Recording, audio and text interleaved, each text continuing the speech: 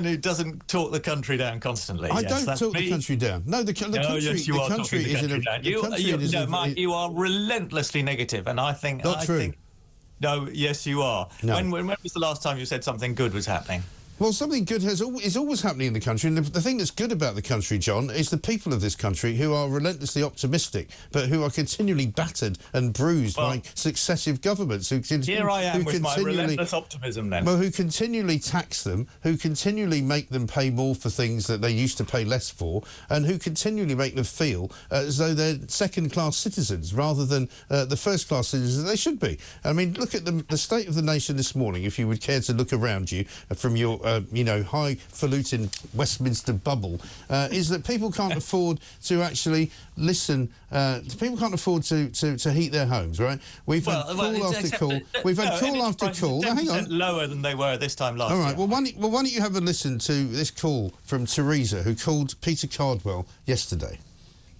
I can't afford to put my heating Have you not your heating on today, Teresa? No, not at all. Goodness me. I'm living in one room with a little heater.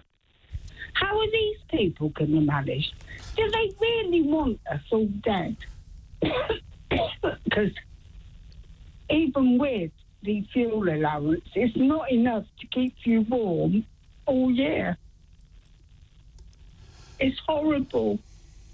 Absolutely horrible. Teresa, I am so sorry that you have to make these choices. I'm so sorry. I know, but it's about time they woke up and realised. I mean, I worked for 47 years. I wish I'd never. So, I imagine you haven't got much optimism about that, John. No, that is a very terrible case and very sad. And it's one of those. It's one of many, though, John. I mean, we've heard from people all morning today saying the same thing. That, that they can't, because it's not just about the reality. It's about the perception of what the price of energy is going to be. And people don't have. They're not lucky like us. You and I have good jobs. We get pretty well paid. We don't have these worries. But ordinary people do, and they look around and they go. There's Keir Starmer going off to Baku with 470 delegates, to a COP29 conference to decide that we're going to reduce our, net zero, carbon emissions by 81%, and they can't put the fire on because they're worried they won't be able to pay the bill. No, I totally accept that, and I think the government has got its energy policy wrong, and I think Ed Miliband's plans to force everyone to get a heat pump is totally unworkable, and he is going to end up putting more tax on energy instead of cutting energy prices as he promised, and I think that is going to disappoint people. But I mean, I think 4 months into a government, it's a bit early to start saying they've failed totally. Well, the problem is, though, John, that with every week that passes, they break another promise. Have a look at what Keir Starmer said before he was elected. OK, this is on Jeremy Vine's show.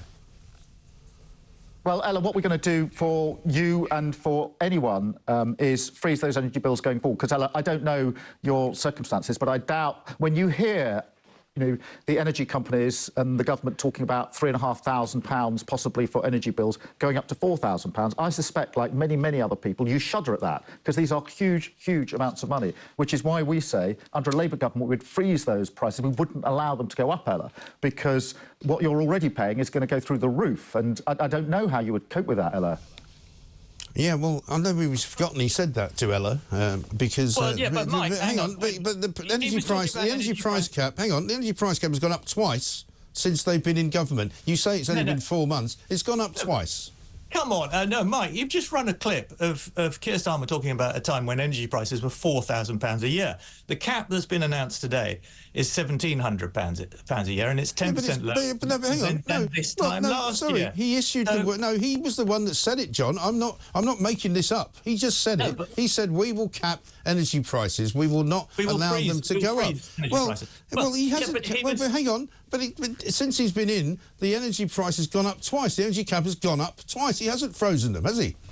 No, but he was talking in the context of energy prices going up at that time to No, he £4,000 wasn't. a year. No, he said he would freeze I energy don't know when prices. that clip's from, but you're just Well, if you don't, well, hang on. You're just If you don't, pumping out sorry, anti-government propaganda, sorry, John. as If you don't, usual. sorry, if you don't know when that clip was from, how do you know what the price of energy was when he said it?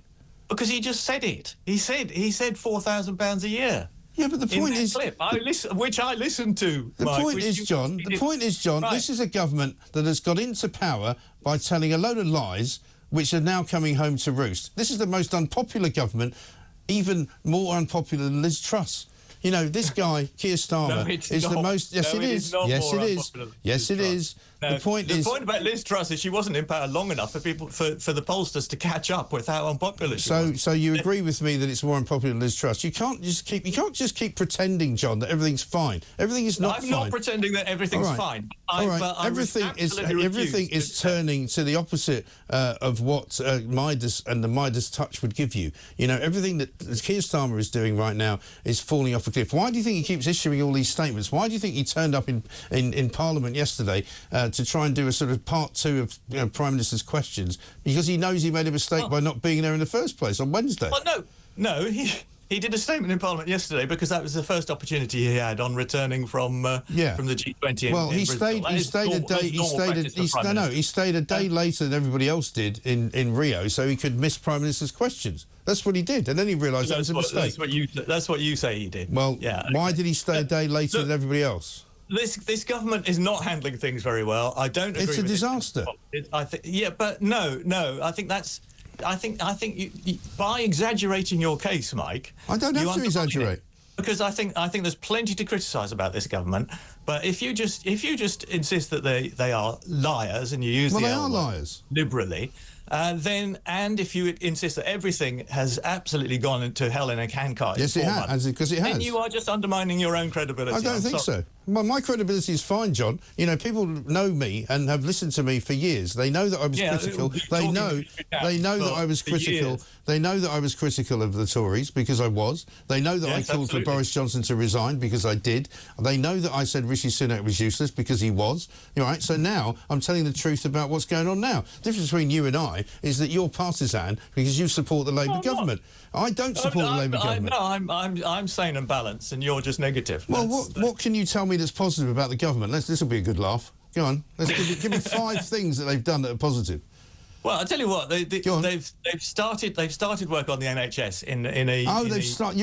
Now you're starting to sound like a politician. We've started work on the NHS.